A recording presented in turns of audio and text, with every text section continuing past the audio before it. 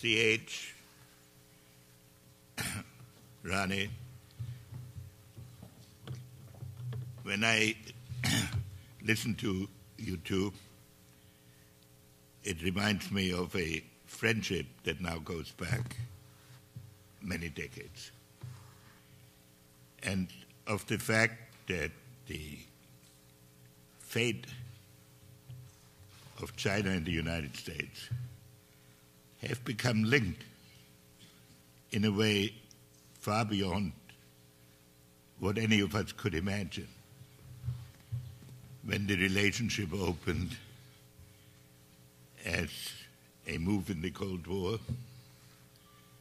and as a way to restore a dialogue between two great societies.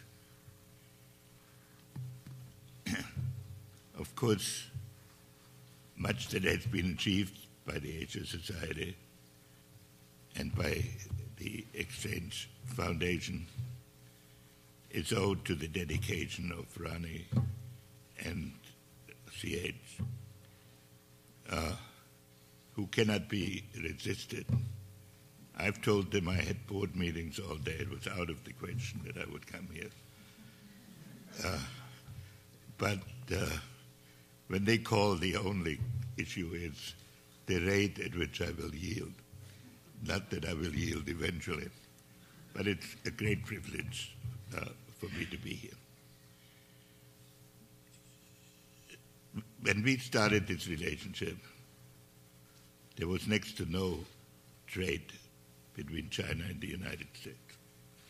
One of the first moves the Nixon administration made was to permit the purchase of $100 worth of goods manufactured in China by tourists that visited Hong Kong.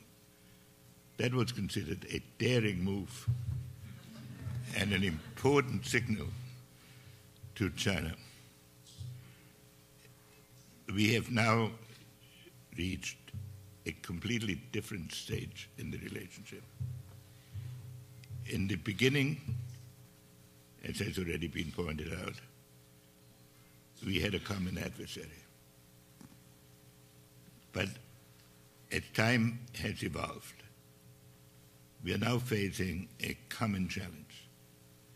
And the challenge is how to build a world order for the first time in history on a global basis. We talk a lot about world community, but the fact is there has never been a world community before. The various regions conducted foreign policy and their affairs in substantial isolation from each other. Or else, one region, primarily Europe, dominated the rest of the world.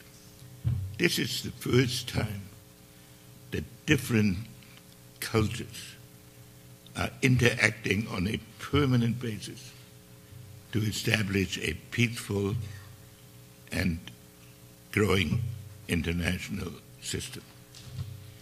And as has already been pointed out, the United States and China have a special obligation. And at a very complicated period, there is a study at Harvard which shows that in history there have been 15 examples of rising countries confronting established countries. And that in 11 of these cases, it led to conflict. Our challenge is not just to avoid conflict, but to create a new and constructive relationship between two societies that look at issues historically from not always the same point of view. Americans are very pragmatic, and we segment the issues into a series of concrete problems, each of which we believe has a solution, after which we go on to another problem. The Chinese, at least based on my observation, don't believe that any problem has an ultimate solution, that every solution is an admission ticket for another set of problems. And so therefore, the Chinese approach is more conceptual.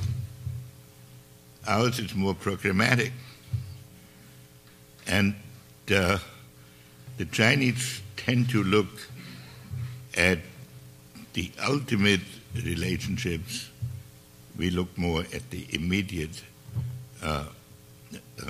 problems. And when one reads the way the two sides sometimes interpret each other, one finds that it is not always easy to establish a relationship. Now we are in a situation where we don't have a common adversary, but we have a common set of problems. And if we don't solve them jointly, the world will be divided in every part between people who are pressed to join one model or another. That would be a disaster for the two countries and for the world. It is not that China and the United States should establish a G2 organization.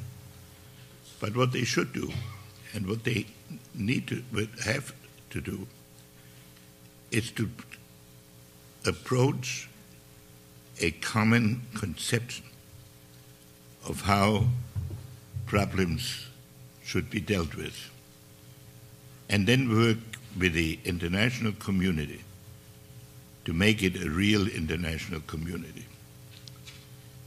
I am very encouraged by the announcement that the two presidents will meet, and especially by the agenda that has been announced, which specifically emphasizes the long-range relationship, the review of recent interactions, and the definition of long-range goals. This could make that meeting a seminal event in Sino-American relations and also in the relations of the world. I have had the privilege of following some of the activities of the Exchange Foundation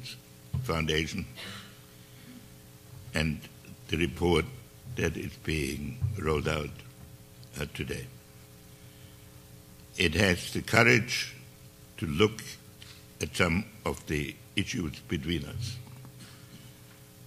like intellectual property and cyber, but it also has a vision of the future towards which we should move. Both of our countries have serious domestic issues as they're moving into the new period. Both of our countries face a new international situation. But both of our countries, I think, have understood that we need a cooperative pattern. But having said this, we now have to define what this is. We have been pretty good at solving disputes that might arise and that have arisen. We have not yet developed common purposes to be pursued over an extended period of time. This report is a model of the way that can be approached. And I think, and I am very hopeful, that when both sides pursue the agenda that has been put forward, that we will move into an even greater period of Sino-American relations and a greater period for peace and progress in the world. Thank you very much.